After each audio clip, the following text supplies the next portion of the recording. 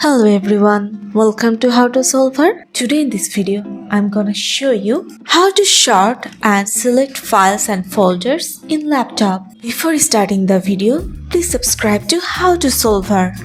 So, let's go.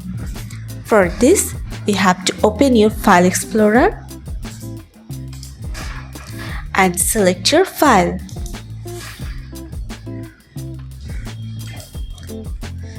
Then click the right button of your mouse.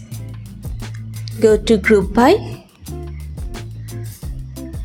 Here you can see More. Click on it. Now you can see here different options. You have to choose one depending on your needs.